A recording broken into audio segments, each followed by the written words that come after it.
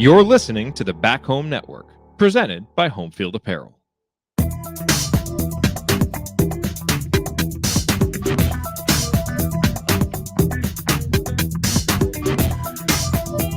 Welcome back to CrimsonCast. Galen Clavio joining you. It is Friday, March 29th, the last Friday of March. Hard to believe it's almost over already. We got April right around the corner. Here in Bloomington, we've got Little 500 festivities starting to ramp up. We've got Eclipse festivities getting ready to ramp up in about a week and a half. It'll be a crazy next 30 days here in Southern Indiana. And I am appreciative of all you folks for tuning in for this CrimsonCast Daily episode. We've been doing these shorter ones here lately since there's not a whole lot of ironclad concrete news to talk about with IU basketball, but we do have some today. So we're going to talk about that. We're also going to talk a little bit about the IU women as they head to Albany today to take on South Carolina in what's going to be a fascinating and difficult matchup in the Sweet 16.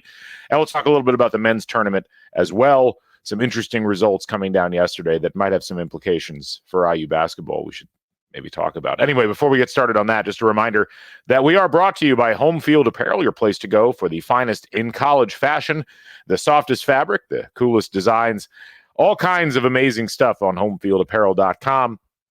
We're transitioning out of hoodie season and into long sleeve and baseball tee season, and they got you covered across the board. Your favorite teams in college sports. We've got some racing stuff available now. I think there's still materials on there for Colts gear if you're getting excited about the draft, all kinds of things to tackle on Home Field Apparel. And hey, if you find a shirt you really like and can't find another one like that, but you just want the core shirt itself, they do have a core collection where you can get the comfortable hoodies and crew necks and whatnot, like the one I'm wearing right now, without anything on them. So if you just want to dress in comfort from Home Field Apparel without necessarily supporting a specific team, you can go on the website and do that. Use the code HOME23, get 15% off your first order. Again, it's homefieldapparel.com, the finest in college fashions. Also, just a reminder, we're on Substack. Go to crimsoncast.substack.com. Sign up for free. We also try to throw in for our paid subscribers, which is a nominal fee of $50 a month, or excuse me, $50 a year, not a month, $5 a month. A better deal that way. But we try to throw some extra items in there. Scott's got a lot of his IndyCar content coming on our VIP channel, and I've got some videos that will be coming out here, I think, in the next maybe 4 or 5 days. It's been a little bit hectic at work here lately, so we are going to be bringing you folks some more content. And as the portal and late-stage recruiting continues to crank up, we'll have that coming for you as well. So again, head over to Substack. Give us a free subscription. We'd love to be able to deliver the podcast right to your inbox. Let's start by talking about the big news from IU men's basketball yesterday, which was, of course, that 5-star recruit Bryson Tucker committed to IU. Tucker, an interesting case. This was a player who, for a long time, was debating between Michigan State, Kansas, and the G League Ignite, which is, of course, that like hyper developmental league that the NBA launched a few years ago. They actually just announced that they are killing that off. So I'm not sure if that specifically played into Tucker's decision or if it was simply, maybe college is the best place for me. Maybe the NIL money just looked better. It's hard to 100% say, as all we really got was a quote out of Tucker that essentially said that Indiana's play style suited his game and that he was looking forward to coming to IU. So it's an interesting one because Tucker is a fine athlete, and he's a really interesting prospect from the standpoint of he's got a lot going on in terms of his overall approach to the game on the inside. He's a very smooth athlete from all accounts. He seems to understand how the game is played. There's multiple comments about a really high natural basketball IQ, comes from an athletic family, good in transition, explosive athlete. These are kinds of things we keep seeing about him. It's an interesting recruitment in that I don't think anybody really knows how to feel about it other than, wow, this sounds intriguing. And it is nice. And I think that, certainly the coaching staff deserves credit. You lose a 5-star in Liam McNeely, you go out and get another highly regarded player. I'm very curious to see I don't want to parse words too much, but I'm curious with the comment from Bryson Tucker about Indiana's system fitting his game. One of the big complaints, and I think one of the things that's maybe keeping people from leaping fully in to getting excited about this IU offseason is the style of play itself. And I think a lot of people have been hoping that perhaps Indiana would be shifting their style of play to something different. But we'll have to see. I think one of the things that's fascinating with the departure of Khalil Ware and with the other roster departures, but the retention of Malik Renew, the likely retention of Mackenzie Mbako, is, what exactly does Indiana decide they're going to do as they head into this upcoming season? And we've obviously belabored it quite a bit on the podcast, but the idea that the IU approach offensively was going to change significantly with the departure of Trace Jackson Davis, which I think is what everybody thought was going to happen, didn't actually happen, as Indiana played a very similar style, but it was much worse at it this past year. And so I think there's going to be some folks out in the IU fan base who are excited about this recruitment from a numbers perspective, from the fact that this is clearly a sought-after recruit. If Michigan State and Kansas are going after a player, you can be pretty sure that they're in the upper echelon of recruits. But I do think that there's some tempering of expectations or excitement based upon the idea that nobody really wants to see Indiana run it back in terms of style next year offensively. And, that's going to be something that we'll have to keep an eye on as the rest of these roster spots get filled. So 6 additional roster spots still to be filled. I doubt Indiana will fill all of them. They're going to have to start doing pulling some people specifically in the portal. And I think we'll see that over the next week or two as Indiana seems like they're starting to get some traction with some of the folks in the portal. We've heard rumors. Tony Perkins, the point guard at Iowa, has been rumored.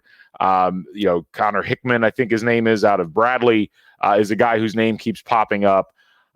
Who knows? But I am really fascinated how Indiana ends up constructing their roster and then what they decide to do with it.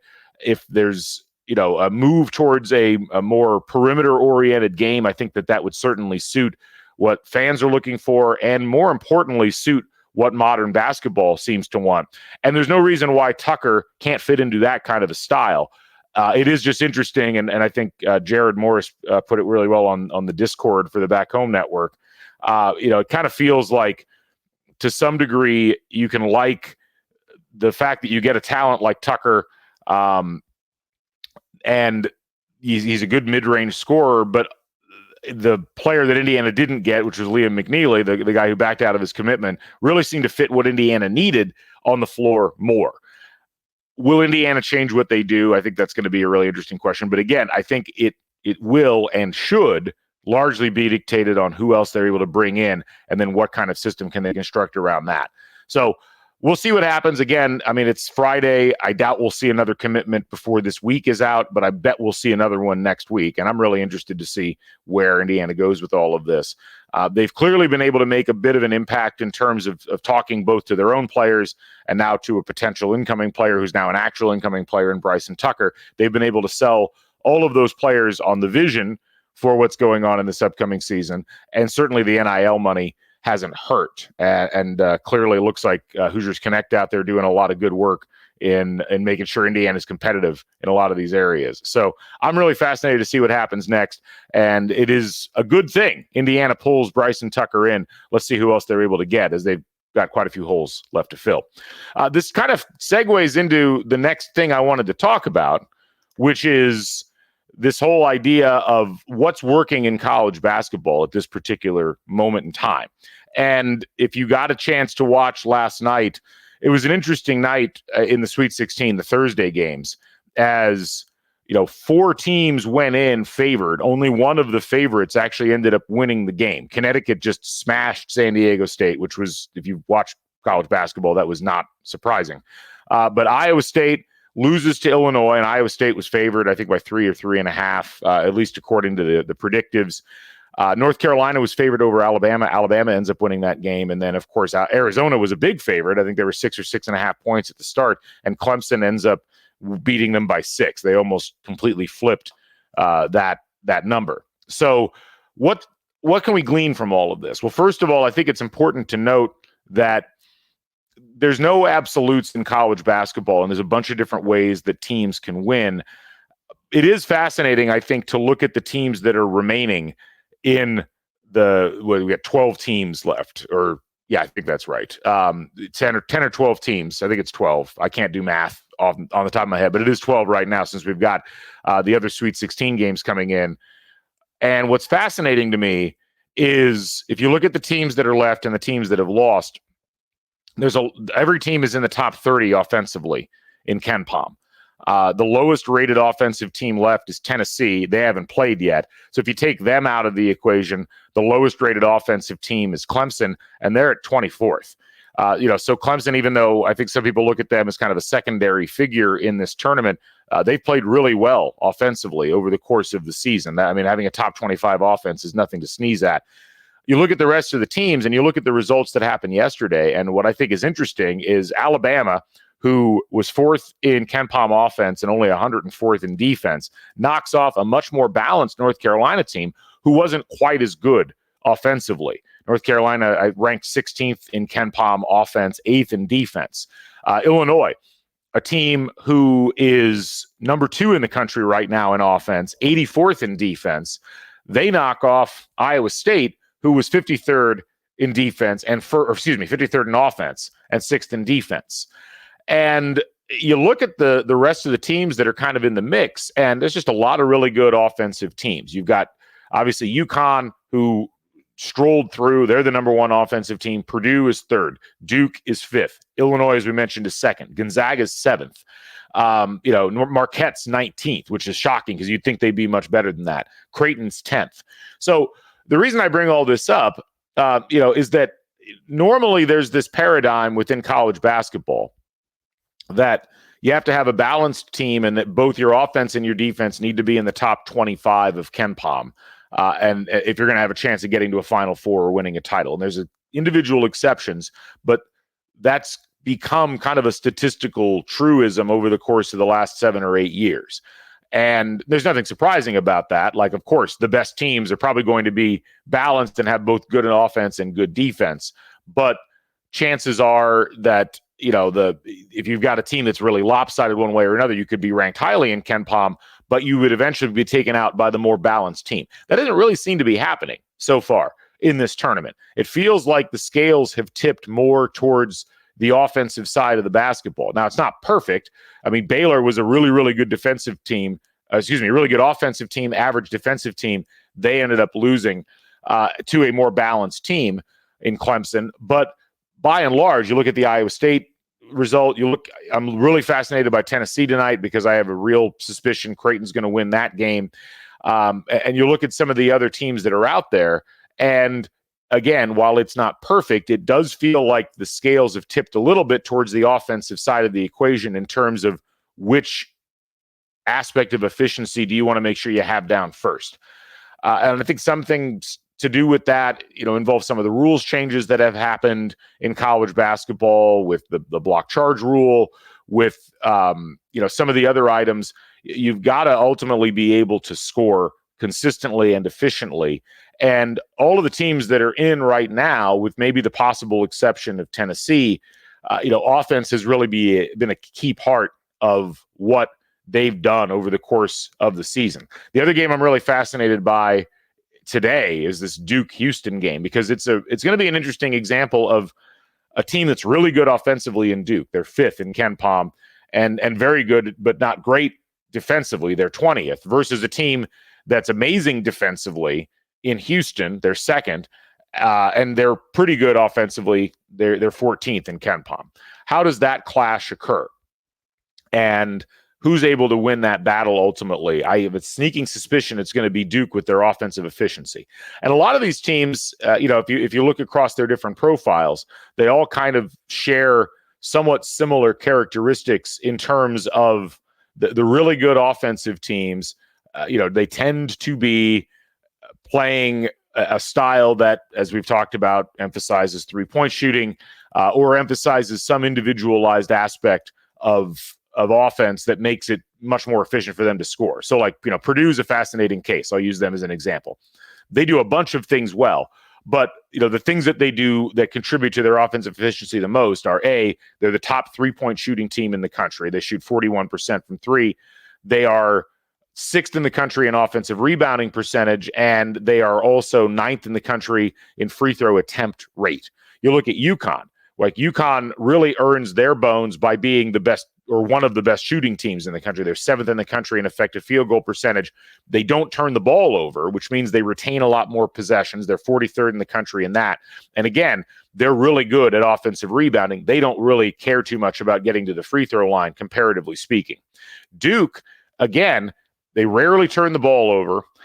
They don't offensive rebound as well as some of the other teams that are in the upper echelon, but they compensate for that by shooting incredibly consistently from both 3 and from 2. And then you take a team like Illinois. Illinois does everything pretty well. And they are top 65 in the 4 factors offensively. They're 34th in effective field goal percentage. They're 56th in turnover percentage. They're 17th in offensive rebounding percentage, and they're 63rd in free throw rate. So the reason I bring all this up is, as we talk about IU and what they need to do from a systems perspective, IU's got to find something that they can hang their hat on that is a primary methodology of, here's how we're going to score, here's what our offense is all about. Last year, it was getting to the free throw line, but then Indiana couldn't actually convert when they got to the free throw line. They were 333rd in the country in free throw percentage. But where Indiana really struggled offensively in terms of efficiency was they didn't extend possessions because they couldn't get offensive rebounds. They were 254th in that. In turnover percentage, they were 208th in the country offensively, which meant they gave away a lot of possessions. And from an effective field goal percentage, they were fine, but they weren't that fine because they only were 96th in the country, and they were also pretty bad at shooting threes. So, I bring these things up because as I was sitting there watching that Alabama-North Carolina game last night, I was like, this feels like a different sport that Alabama and North Carolina are playing. This is so fluid offensively. And Alabama knew exactly what they wanted to do in terms of they were going to hoist threes. There was confidence among their players shooting it. But they were also a team that was really focused on, doing the things that needed to be done to make sure that they were efficient in what they were doing. I mean, that was a team that fell behind twice, I think, by double digits. But you get to the end of the game, Alabama ended up scoring basically 1.25 points per possession offensively. They shot 26 threes. They hit 11 of them, which is a really good percentage at 42%. But they also got offensive rebounds on 38.5% of available opportunities, and they didn't turn the ball over. They turned the ball over on 14% of possessions. And then North Carolina was just as good. North Carolina only turned the ball over 8 times in the whole game. North Carolina shot 38% from 3, which is awesome.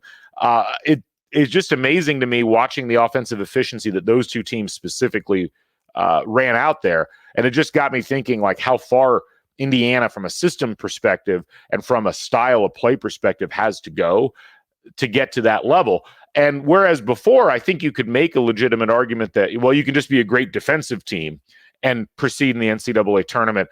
I don't think you can do that anymore. Like, at the very least, you have to have an offense that's in the top 30 if you want to get to the Sweet 16 and beyond. And that's going to require a tremendous amount of triage in the offseason, not just in terms of the players Indiana brings in, but also in terms of the way that they're implementing those players. And you think even last year, when Indiana was a pretty good team by the numbers, they were still only 28th offensively in KenPom for that entire season. And that was with Trace Jackson Davis, one of the most efficient individual scorers in all of college basketball, on the floor 37, 38 minutes a game. So just some things to think about as we reflect on what's going on in the NCAA men's tournament. On the women's side, really quickly, just wanted to basically say good luck to the Indiana women's basketball team. It was a tough draw, getting drawn as the 4 seed in South Carolina's regional. But I do think, from the standpoint of how this meters out in terms of the tournament, if you had aspirations of going to the Final Four or winning a national title, which I think Indiana clearly does, you were going to have to beat South Carolina at some point. And does it matter where and when that happens? Probably not. This is a South Carolina team that's been incredibly dominant. They are 34-0 on the season. They really have barely been touched. They had to hit a last-second 3 against Tennessee in the SEC tournament to win that one. But other than that, they've basically been untouched almost the whole season. But they were that way last year, too, to a large degree, maybe not quite as dominant. And they lost to Iowa in the Final Four. So it's not an insurmountable circumstance for IU, but South Carolina is incredibly good. And it's going to take a much better shooting display, and I think just a looser overall mentality than what Indiana had in that game against Oklahoma on Monday. And the nice thing is, I think Indiana's got it in them to do that. Obviously, you've got Mackenzie Holmes, who's going to be under a lot of defensive pressure, and South Carolina is certainly going to key on her. But as she showed in that Oklahoma game, she can face that and still figure out a way to get 20 points in a night. But Sarah Scalia, Mackenzie Holmes, Yarden Garzone, Chloe Moore-McNeil, like that group has got to hit shots regularly from three. They're going to have to have that extra level of efficiency that comes with getting the extra point. They're going to also just have to play much better defense than I think we saw them play against Oklahoma or in the first half against Fairfield. And, we've seen Indiana be able to do that. We've seen them in certain games throughout the course of the season be able to really, clamp down and make it very difficult. They played a very physical game, for instance, against Iowa at home, and that ended up being a big success. There's just a lot of things that will have to go right for Indiana to win this game, but that's what happens when you play the top teams in the country. And I think Indiana, the nice thing is, as we've kind of seen, like no one's expecting them to win this game, but they are not a sacrificial lamb. I mean, this is a team that was in the Elite Eight a couple of years ago. It's a team that was a number 1 seed last year. It's a team that has beaten some really good teams so far this season. And I don't think Indiana is going to be at all intimidated by South Carolina. And I think a lot of teams are intimidated by South Carolina. North Carolina certainly looked intimidated by South Carolina last week when they got just obliterated by them in the second round. So, look, it's one of those things where Indiana, they get off to a good start. They hit some shots. If they can keep themselves in the game and keep that defensive intensity up, I really like their chances of keeping it close and getting it to the fourth quarter within somewhere between 3 and 6 points. But it's going to take their best effort of the season. And, we've seen them come out and play well to start with. I think of the game at Iowa this year where they started off well. People started hitting shots for Iowa other than Caitlin Clark, and things kind of unraveled a little bit for Indiana. And then in that third quarter, Iowa just ran away with the game. We kind of saw the same thing in the Big Ten tournament against Michigan. We kind of saw it against Ohio State up there. We've seen this team struggle, especially in third quarters.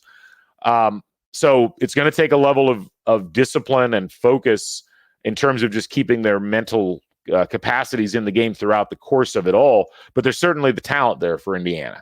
And this is not like I think you see some of the matchups in the women's tournament where you'll have a team like South Carolina or like UConn a few years ago who's just so uber dominant that it's like, wow, this feels like a completely different level. I don't see that with IU. I think if IU can get some shots to fall early, they're going to be in a position where they could shock the world on this. And so I'm really excited to see what happens in the game. Game's at 5:00 tonight. So be sure to tune in, and hopefully the Hoosiers have a great game and come away with a victory and end up in the Elite Eight, and they're playing on Sunday. So anyway, that'll wrap it up. Relatively short episode. Appreciate you all joining, and hopefully you'll have a wonderful weekend. Some beautiful weather coming up here in Southern Indiana that we're looking forward to. My thanks to all of our friends at the Back Home Network. My thanks to our presenting sponsor, Home Field Apparel. Tune in for more CrimsonCast throughout the course of the week. My name's Galen Clavio. Catch you folks on the flip side. Bring back the Bison. So long, everybody.